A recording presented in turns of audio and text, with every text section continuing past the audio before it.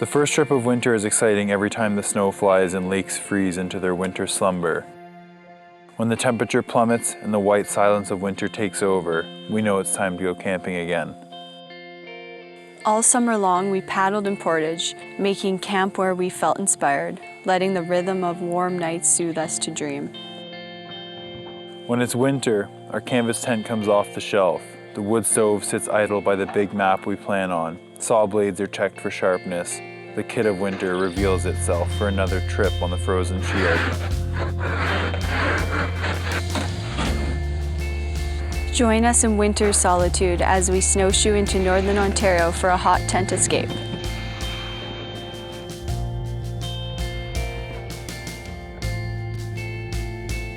After northwestern Ontario received 70 centimeters of snow, we needed a lake to camp on that wouldn't require our usual early season routes of lakes and portages. We worried that lakes would be dangerously slushy, a burden for hauling sleighs, and instead we found a lake unknown to us just beyond a long, inactive forestry road. We didn't imagine there'd be a beautiful campsite when we made the lake, yet we know that in winter, almost anywhere can be a campsite, and here we lucked out. In lieu of flat ground, a great winter site for us is one with ample, dry standing firewood, easy access to lake water for boiling, and enough tree shelter to block frigid winds. If we were out west, we'd be worried about avalanches, and if we were in a park, we'd need to be in a designated site. But out here, we're far from people and on crown land. Now we just need to pack down a tent pad.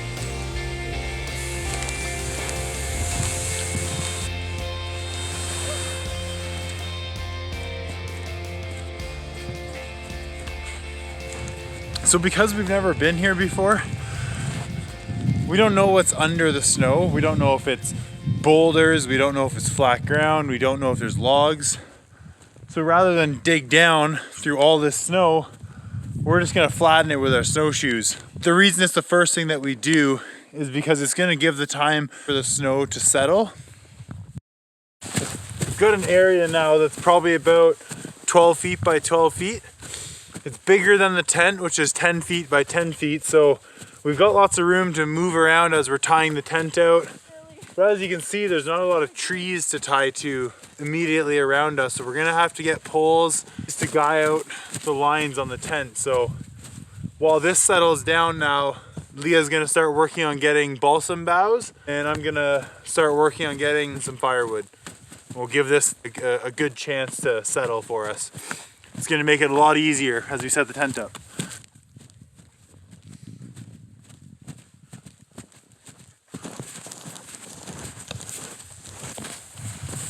Balsam is the best to use as a floor of our tent because the needles are nice and flat.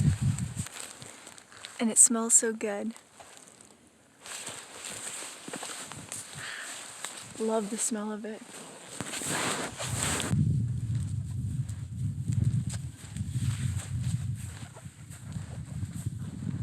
It's a good piece of firewood here. It's a jack pine, so it burns really hot in the tent. And it's barkless the whole way up, so it's totally bone dry. It's not so big that I can't saw it easy.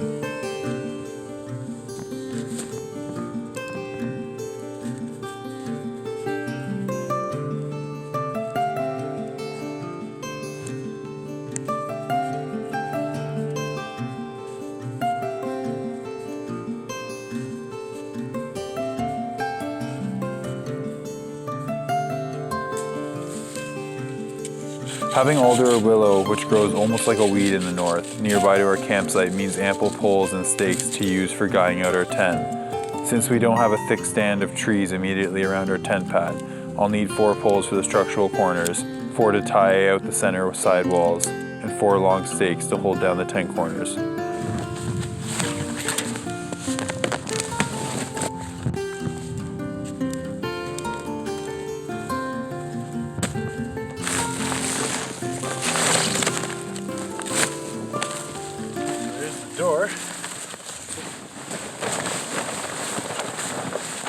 got my 4 stakes, so I'm gonna start with this corner. I'm just gonna try to put it a little bit on an angle facing that way, so if the tent's pulling up on it, it's gonna hold it in place. There's a lot of snow, so hopefully I made these stakes long enough. Yeah, I just hit bottom. So now that's not gonna be perfect, but it's gonna hold it somewhat in place. I'm gonna go to the next corner here, and I'm gonna pull straight away from that stake. So I'm gonna tighten it in a straight line, and then stick this one in. It's on bottom. What's important is to try and keep it so that the walls are all in a straight line from each other. Otherwise you get more of a diamond shape than a square shape, and it's a square tent. So as long as you're pulling them all straight away from each other, you should have a square shape. And while we pack it down, we did our best to make the whole area level.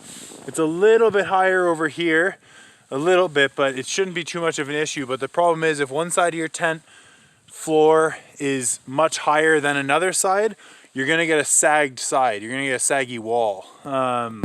There's ways to fix it, but it's best if you can try and level this as much as possible and do your best to keep the walls straight in a line, not diamond shaped or you know, off kilter in one direction or the other. So I've lined up all the corners, I've staked them in, and now what I'm gonna do is bury all this snow skirt with the shovel so that when we lift it up, it doesn't just pop up. As I'm doing this, I'm burying the snow skirt and I'm burying the stakes. And what I'm gonna do is go with my snowshoe again, and I'm gonna pack down around the snow skirt. Don't worry if it gets a little bit on the canvas, it'll come away as it lifts up. There's other ways to do it. You could stake all 4 corners really well, but what I find is that when there's a lot of snow, it's hard to get a stake that actually holds really well. You're gonna bury the skirt anyways because it's insulating. It keeps the wind from getting underneath your tent. So you might as well do it at this stage because it makes actually raising the tent up that much easier. Now it's time to raise the tent. We've got Esker's pole. It's pretty slick, and we got the base where it fits into. So it's gonna sit like this, and that's what's gonna actually raise the tent. So there's a round side right here, and that goes up in the very top peak of the tent, and that's to keep it from cutting anything. It's nice and smooth and rounded. So now I already got it at a good height. You can adjust it by just pushing the piece and changing whatever one you want, as you want to make it taller or shorter, which is really nice to get the perfect tent height. It's a great tool. So I'm gonna go in and just lift up the tent right now.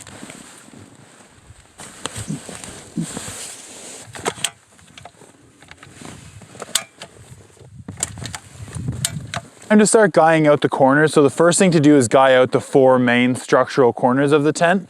What you want to do is stick it not necessarily straight down in the snow because it's less strong. It's good if you can stick them on an angle if you have deep enough snow, and get them down nice and deep and make sure it's in there good. And now that is really strong. What you're gonna do now is take the rope and you're gonna do what's called a trucker's hitch. Trucker's hitch is the most important knot you're gonna know out camping in general, but especially with winter camping. But basically, it's a simple loop that you can then wrap around your anchor pole like so. You can put it back through this loop that I made, and you can actually cinch really tight like this. To finish this knot so we can adjust it later, you're just gonna pinch where you've just tightened. You're gonna pinch that little V. Now the knot can't move. You're gonna loop this around, bring it back, and close it, and just make a half hitch to stop it. And then if we need to adjust it later, all we do is we walk up, we pull that knot out, and we can re-tighten it. And then same thing. The best thing about this is that once we have the tent all guyed out, we can go around and cinch them all down really tight.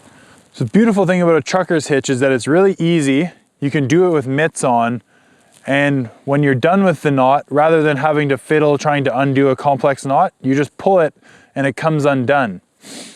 There's one common mistake with making a trucker's hitch, and it's that you take slack from the wrong side. So right now I've made a little crossover. If I take slack from the tent side, I can't pull it very easily. I'd have to be pulling on this one to tighten it. And then if I start to try to tighten on this, it's gonna tighten on my finger. So if you get that where it's becoming a slip knot and it's tightening onto this loop, you know you've done it wrong. So pull it out and then turn it, make your little V like that, and take from your anchor side. So take a loop from the side you're gonna be tying to, and it'll pull tight, nice and easy like that. So now that we've got this wall guide out, this corner guide out, and it's nice and tight and secure. It'll go back and forth a little bit, but that's because we haven't done all the corners yet. But what's so important here to get a nice clean tent line that's tight and not sagging is that you need this rope to be coming out at a 90-degree angle like this. So you want a vertical wall and you want a 90-degree angle with your rope, and that's gonna make a 45-degree angle from the peak of the tent down this seam line right to here. And it's gonna make the tent really nice and tight, and you're not gonna have any problems with sagging walls. The stove wall, as in where your stove is gonna be, is the most important wall in the tent. You need this wall to be tight, and you need it to be done very well because it's where your stove is gonna be coming out of. We're gonna do a trucker's hitch. We're gonna tighten it down really nice. Because if you have any sagging on this side or your tent isn't tight and the wind comes up, like right now the wind is coming up on us, but if the wind comes in and starts shaking this wall really bad, like right now it's pretty nice and tight there, I need to tighten the other corner a little bit, but it can't move too much or it's gonna move your stovepipe and be dangerous. So you really want this to be as tight as possible. This is your most important wall of the tent.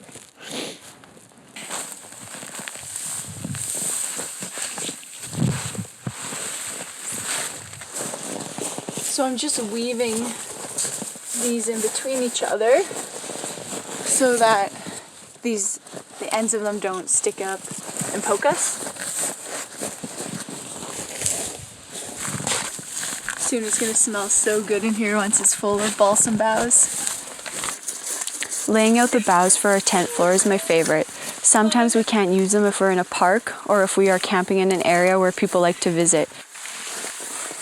Here in Northern Ontario, we can use boughs on Crown land, as long as we are certain it won't affect the next visitor. Luckily for us, we know that no one else is coming back here.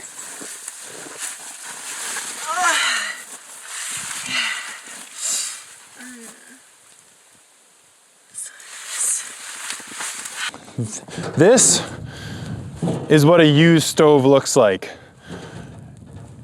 When you get it, your stove is brand new, it's beautiful, but it needs to be burned off, and once you start burning it off, it's gonna change colors, it's gonna get spatinaed, it's gonna warp and shape shift a little bit, but it's okay.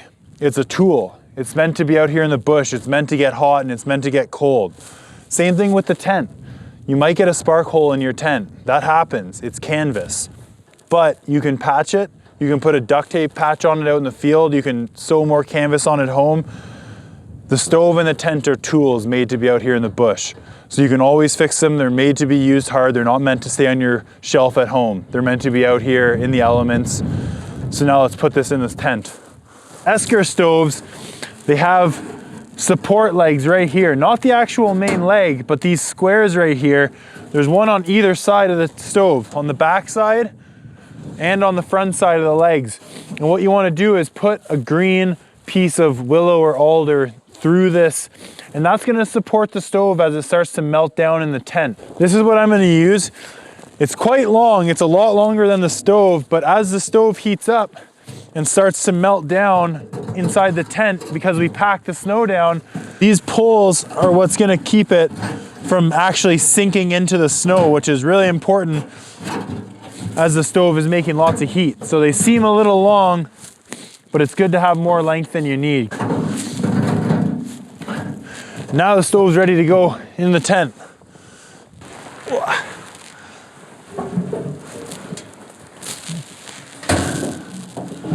So Stove placement is sort of up to you. We use a 90-degree elbow, which is right here. So it rotates and you can change your angles, and we use this to go straight out of the stove with. The reason is, it's not that you can't just use a straight pipe. You can use a straight pipe in here. This moves it a little bit further from the wall, and you actually need less pipe to go out of the tent, which means that you're carrying less. It's all a preference. Either one is fine. We just do it that way. So what I have is the poles, and as you can see now, as the stove melts down, these poles right here are gonna catch it, and it's gonna stop it from sinking further down into the ground. And the first thing I'm gonna do is put on the table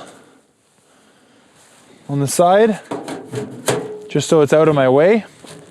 And then you take the biggest pipe, which is nested with the smallest pipe.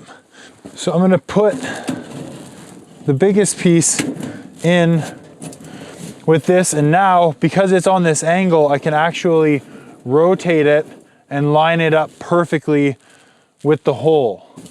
Now all I have to do is clip together my other pieces and put it out of the tent.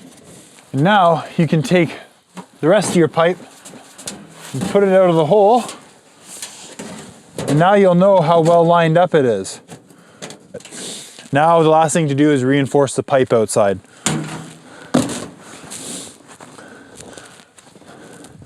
This is how we like to support the stovepipe. It's an alder and it has a V in the top. And now all I do is take it and stick it in the snowbank right by where the pipe is, down nice and deep.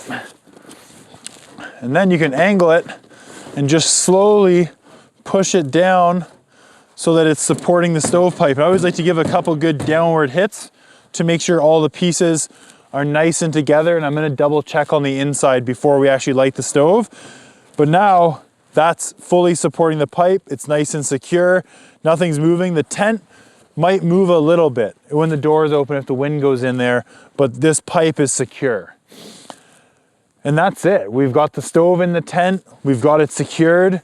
If the wind changes direction and starts blowing down the pipe, we have an extra 90-degree angle with us. And what we do is we just put it in the end of the pipe and we point it wherever we want it to go, depending on what the wind's doing. And that's it. The tent is up. All the guy lines are secure. The stove is in and the pipe is secure. Now we can light it. The big thing is, now that you've seen how it's set up, and once you've set up your tent, you're gonna realize that there's really not a whole lot. If you're making this stovepipe glow red and your stove is glowing red, that's dangerous. It's close to canvas. You don't need that much heat. The Esker tents are such a heavy cotton that it doesn't take much to heat them up. It's not thin cotton. They're gonna hold the warmth a lot better than a lighter canvas material. So you just need to have the stove burning in there. You don't need to make things cherry red to have a really, really good night. So let's get the stove going.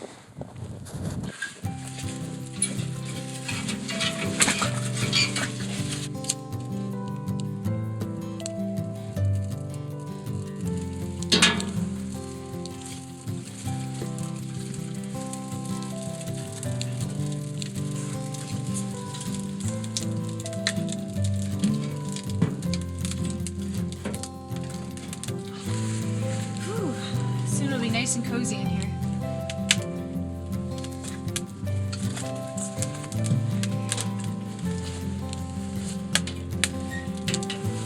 Oh, yeah.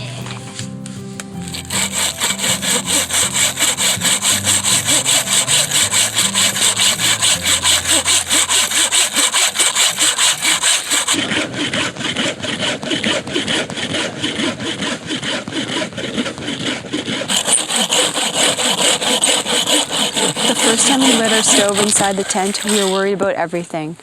Are we going to get a spark on the canvas? Is the damper inside the pipe installed correctly? What if we tear the jack where the pipe goes through the wall? What way should the door face in case of winds? It was all feelings and questions that we didn't have answers for, so we solved it by trial and error. The first spark hole we got in our canvas on a calm night felt horrible, but now we have more than a few. And what can you expect? We spent over 100 nights in this tent.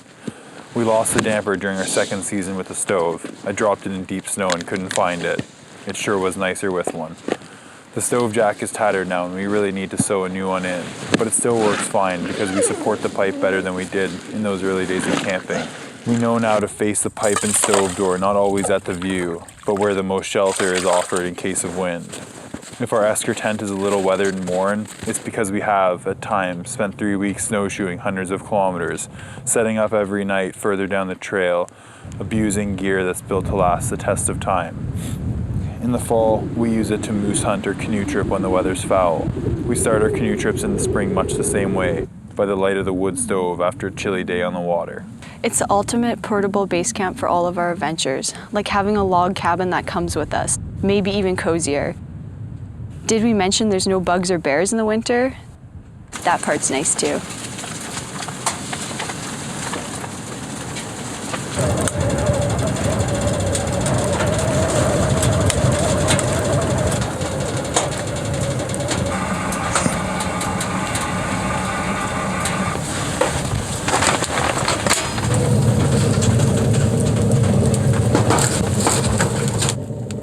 When we first started winter camping, we really didn't know what we were doing. We bought an Esker tent and stove, then took off in the woods as soon as it arrived in the mail. The problem was the temperature was 40 below zero, and we went so far from our car into a lake that we really didn't leave any room for error. In hindsight, we should have car camped before heading into the backcountry. Winter is such a serious time. Sawing firewood is an endless job. The cold can be so severe, but we figured out little tricks now to be efficient and safe. Once camp is set, we get to explore, and that's why we were out here. Our days are spent catching lake trout for dinner, snowshoeing around beautiful cliffs on the lake we camp near. Sometimes we just have a fire on the shoreline and make up a snack. The freedom to enjoy winter and not hide from the elements is what a hot tent allows us to do. By day's end, we show back up to our camp, light the wood stove, and soon our gear is drying. Trout sizzles on the stove, and we are cozy in an otherwise uncomfortable place. We love winter, but it's better with a little comfort.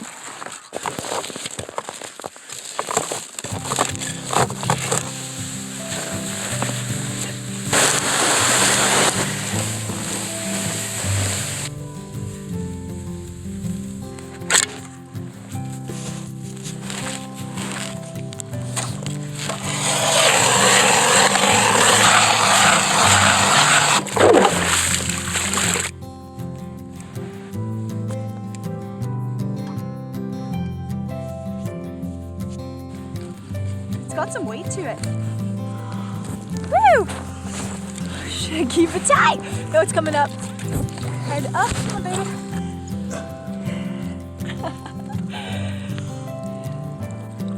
Yeah! It's beautiful. What a beautiful fish. Sweet. Yay! We get to eat tonight. Look at the beautiful fins.